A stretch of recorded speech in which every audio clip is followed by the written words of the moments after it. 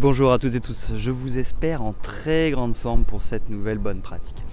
Aujourd'hui je voulais juste vous livrer une petite astuce qui est assez simple, mais en cas de conflit ou dans une réunion, quand on essaye d'exposer son point de vue, ou en tous les cas essayer de trouver un accord avec la personne, je crois que c'est essentiel de se poser la question de que ressent l'autre. C'est pas qu'est-ce qu'il pense ou quelles sont ses valeurs, c'est vraiment parler avec le cœur, se dire qu'est-ce qu'il ressent. Et ça va être essentiel parce que ça va nous permettre un petit peu de percer sa carapace une fois qu'on aura compris ça.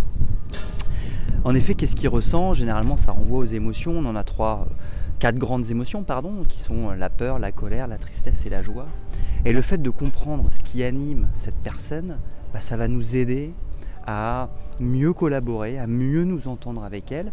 Et si on collabore mieux, qu'on s'entend mieux avec elle, effectivement, on va pouvoir aller dans notre sens, défendre nos intérêts, tout en défendant ses intérêts aussi, mais on va pouvoir beaucoup plus aussi défendre nos intérêts.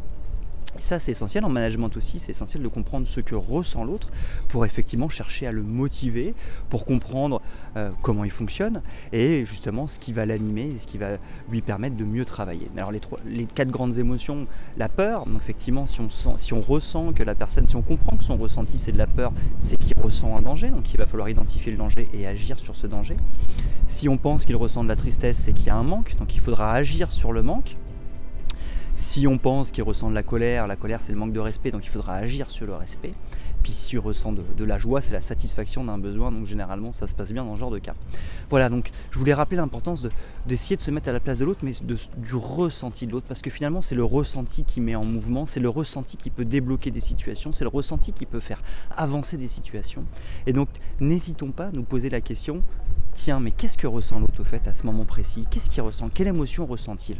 Et à partir de là, on le comprendra mieux et ce sera beaucoup plus facile de travailler avec lui ou de le motiver ou d'être en relation avec cette personne.